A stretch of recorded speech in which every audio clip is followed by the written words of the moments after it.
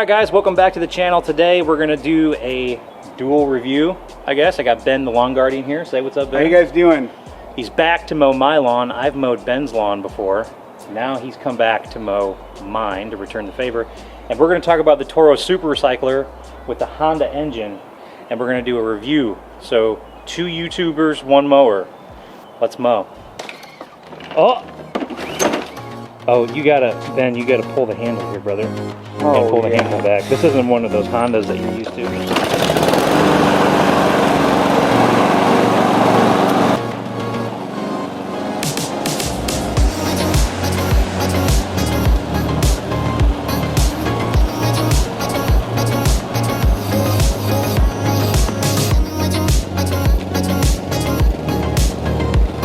Alright, so Ben's over here and he's starting to mow the lawn. I've left this lawn grow for probably 7 or 8 days at this point. It's really long. I stick a measuring tape down in there now. We're just under 8 inches on the tall fescue. So I wanted to do some comparative analysis on some mowers I've used in the past, like the Toro Time Master, and I wanted to use the Super Recycler and kind of give my thoughts on the cut quality, usability, features, and etc.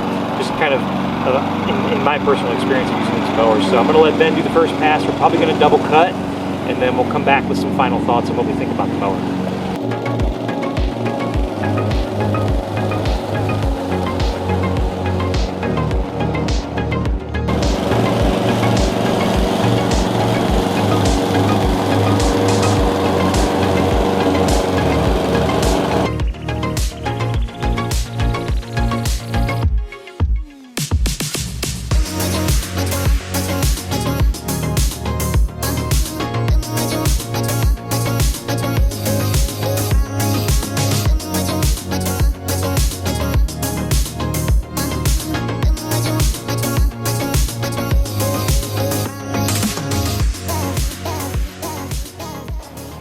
Alright, so Ben made the first pass with the Super Recycler. Ben, what were your initial thoughts?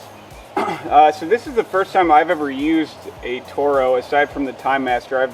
I've only used Hondas, mowing and growing up and stuff like that. So first time ever using a Super Recycler.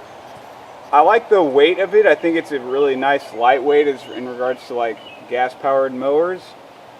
But there's a cons to that. I kind of like a little heavier mower, so it's not bouncing around as much, because that's one thing I noticed. I don't like that it doesn't have blade stop. I know there's some Hondas that don't have blade stop as well, but it seems like all the Hondas I've always used always have blade stop.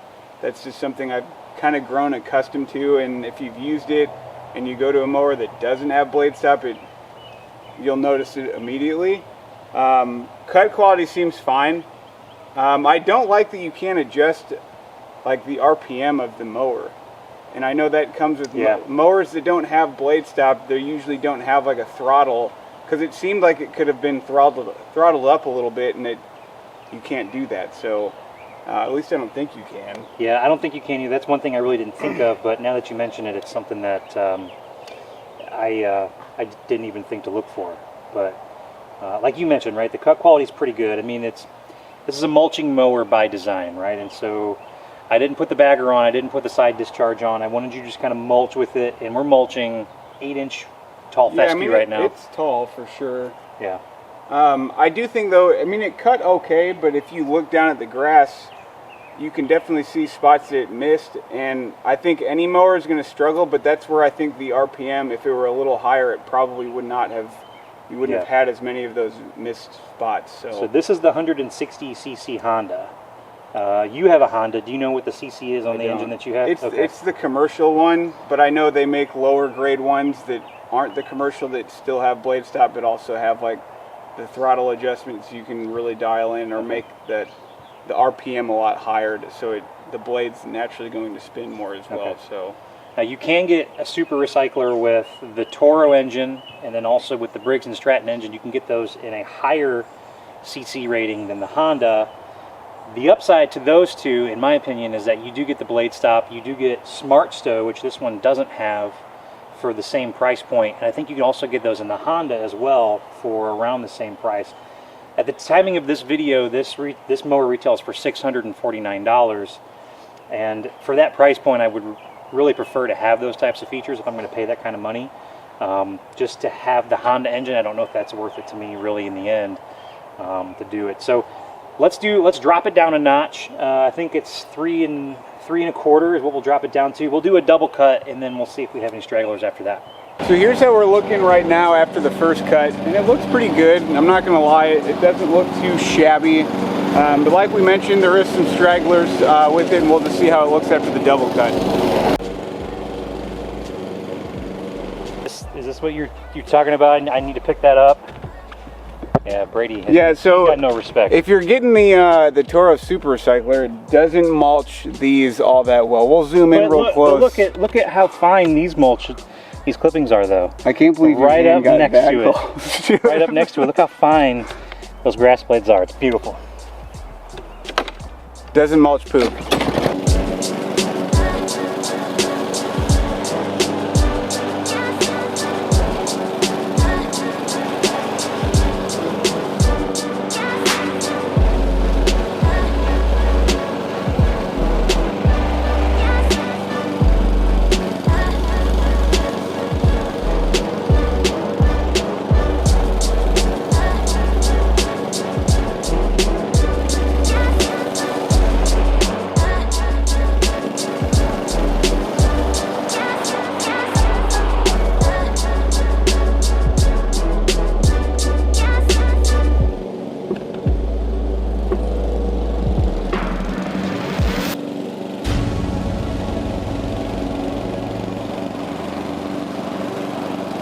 So I just finished up the double cut, and we dropped it down 1 notch to 3 1/4 on the mow height, and it actually cleaned up a lot of the stragglers that we had. The quality looks pretty good.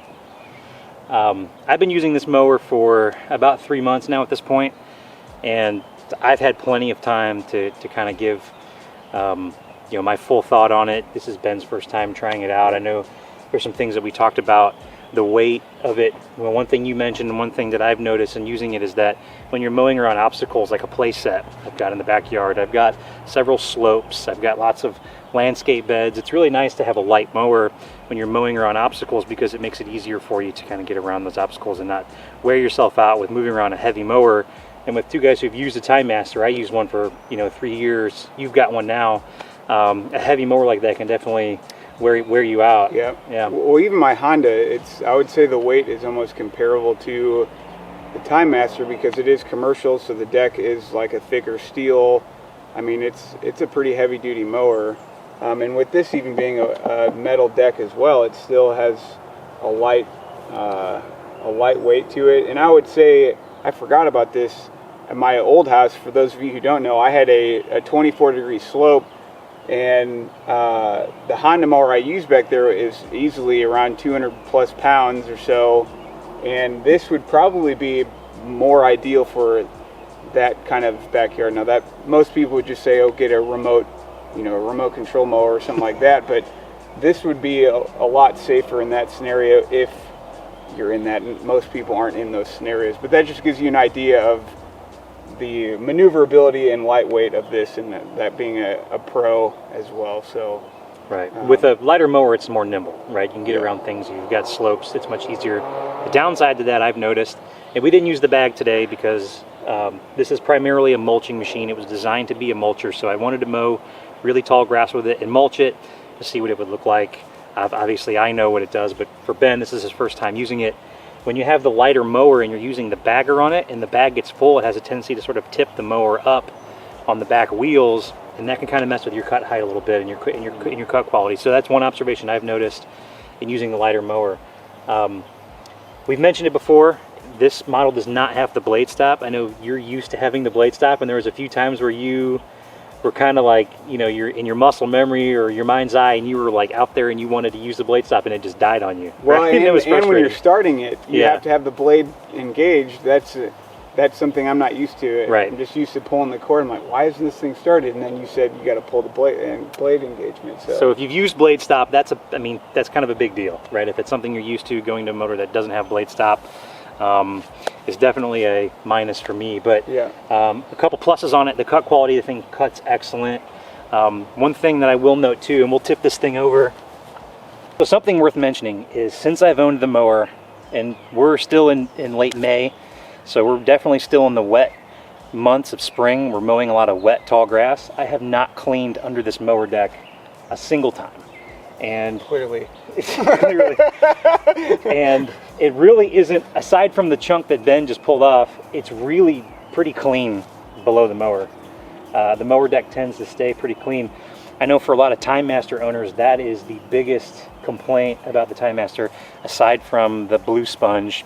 That's a whole other story, but overall, without cleaning this deck even a single time, it's actually pretty clean for mowing tall, wet fescue 2 or 3 times a week. Especially after this mow. You Yeah. would have thought this would have been super clogged after something like what we just cut. So Yeah, so that's definitely a plus on the Super Recycler. And one thing to note too about the deck design is, and I think it's been well documented before, there are these but they're kind of like, they almost interfere with baffles. They're baffles. Yeah, there you go. I couldn't think of the name, but I remembered it. The baffles are designed to actually hold the clippings up under the deck longer, so the blades have an opportunity to cut them more than once, turning them into a really fine mulch. Right? It's like more efficient for when you've got the mulch down on the grass. It kind of gets down into the canopy faster, allowing you to recycle those nutrients. So that's one thing I do like about the Super Recycler deck. I can see, I mean, you and I are average height individuals, but anyone shorter, I could feel like they could think it's super tall. Yeah. And so you can adjust the handle height by using these levers down here. Okay. So when you store the mower, you can just pull it forward and stow it in the garage that way. I have a 2-car garage, so the Smart Stow would have been really nice for me to have. When you get the Honda mower, as we mentioned, you don't get the Smart Stow. So my only option is to either just bend this forward and leave it like this, kind of tucked sideways, or just leave it like, you know, the old mowers back in the day where you just kind of stored them as you mowed with them, right? So you can tilt it upright, right? You cannot tilt it. So you cannot tilt the mower upright in a Smart Stow position. You cannot do that with this particular model. And then it also comes with these this flex feature on the side, which is like a spring. It's supposed to be easier on your wrists. I really don't notice a big difference when I'm mowing with that, so to me that's kind of a moot point. When mowing with this mower, I can't really tell a difference either way. It's a nice feature, I just can't tell. So these are rubber pads, and what I could see, I mean, you're going to have a lawnmower for 10 years, maybe, but I could see these rubber pads maybe wearing out, and then because there's kind of pressure, you push against that and then you lock them in. But if that rubber were to wear out or not compress as much, there's a big play gap right here where these handlebars could start doing that if that rubber piece wears out, or I don't know. It's just another wear point, I guess. Exactly. But one feature I think most Toro owners will agree with us, the personal pace is really nice. I'm used to it from using the Time Master, and I had a recycler before that, so the personal pace I really enjoy. I like it. I could go either way because I grew up using the traditional, like, push it and you go and you change how fast you want to go with the little lever. I see pros and cons with both. I like both. I used an 18-inch push mower as a kid, so I was a privileged child. Spoiled. Your mower privilege. But yeah, I mean, I can go either way. It's a nice feature for sure. Something else I noticed too, since I've owned it compared to the Time Master and even the recycler that I used before that, the Honda engine's actually a few decibels quieter, it feels like, when I'm mowing. It's actually not that loud. It's not going to be anything like an electric mower or a battery-powered mower. Yeah. As far as quiet, you definitely don't want to use it at night, but I did notice the Honda's a little bit quieter. I'm not using quite as much gas. It does something about Hondas, right? The fuel efficiency is definitely nice. But overall, I think it's a really solid mower. One thing I wish that it did have compared to Hondas that are priced in the similar price point is the mulch plug. It's the same exact type of mulch plug as you would get on a Time Master, where you have to actually pull the plug out if you want a bag, and then that's nice. Look at all that debris. And then if you want to mulch, you got to put it back in. If you want to bag, you got to take it out or side discharge. So someone doesn't clean their equipment when I did that on purpose for this review. So you're welcome. And we're mowing and filming in the rain right now. So I hope you appreciate our dedication here. But it does have a nice little lock on it, so it doesn't jar loose or anything, which is actually nice. That's a nice feature. But I wish it had the flap like the regular recycler has, or even the Hondas have. I think that's a good feature. That's more of a commercial option, but I really don't care for it. Oh, are you talking about the flap that's like built into the mower? Yeah, the flap that's built in comes on the recyclers, but on the super recyclers you get the actual plug. So that's really not a huge deal. Take it for what it is, but you know, to me it's something if I'm using a residential mower, I'd kind of like to have the option to just flip it back and forth. But overall, if you're looking for a mower that gives you an excellent cut, I mean, if you look, I actually had a slip and slide right where Ben's walking. The grass was laid down. The uplift helped bring some of that grass back up. I mean, the mower does an excellent job at suction and making the uplift for the grass blades to come up. So that's another thing I like about it. But overall, it's a great mower if you're looking for a really high quality of cut and you have to have the Honda mower. This is an option for you at this price point. If you want the blade stop and you want what did you say the blade stop costs? The blade stop you can't get on this mower.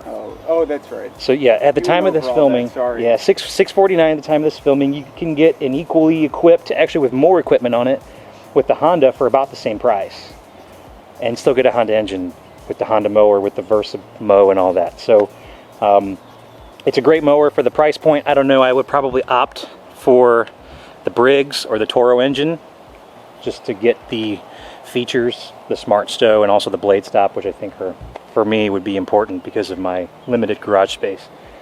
So, but it not to say anything bad about this mower, it's a great mower. It mows really well. I just wish for this price point, if you had to get the Honda engine, if you have to have the Honda, if it's worth it for you to sacrifice those extra features, I don't know if it's worth it for me in the end to do that.